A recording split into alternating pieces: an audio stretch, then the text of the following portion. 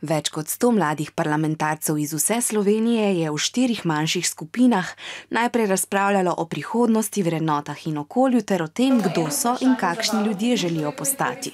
Moramo biti inovativni, ker ljudje na trgu iščejo večinoma inovativne ljudi. Zaenkrat smo prišli do sklepa, da nas v bistvu razredničarji ne poslušajo dosti. Da je pomembno, da se starši z nami pogovarjajo in da pač vsi skupaj sodelujemo v tem nekem našem razvoju. Nato so zasedli sedeže poslancev. Gostitelj Milan Brglez je v plenarnem delu poudaril, da se danes mladi soočajo z vprašanji in problemi, kakršni so bili za njegovo generacijo nepredstavljivi. Mi hočemo, da se nas sliši. Mi smo tudi del te države, mi bomo odločali o njeni prihodnosti. Da starši od njih ne bi mislili, da mi samo razmišljamo o socialnih omrežjih, o Facebooku. Mladi so na delovnem mestu politikov razmišljali tudi o njihovem delu.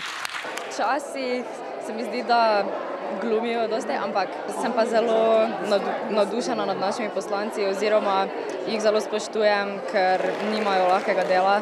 Dolgo smo se pogovarjali sem in nismo kaj pač dosti ugotovili, kaj pa kako so to, ker vsak je drugačen in vsak ima svoje mnenje. Parlamentarci so delali konkretne primere, nekateri so pa večinoma na splošno.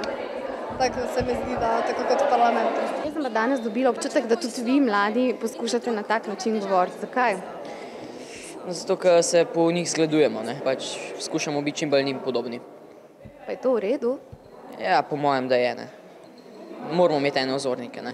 Na njihovo raven še seveda ne bomo prišli tako hitro.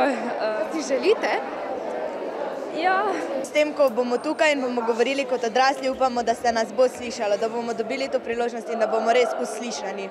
Tudi mi vam želimo, da boste slišani in uslišani, ter se pri izražanju mnenj zgledovali pri dobrih vzornikih.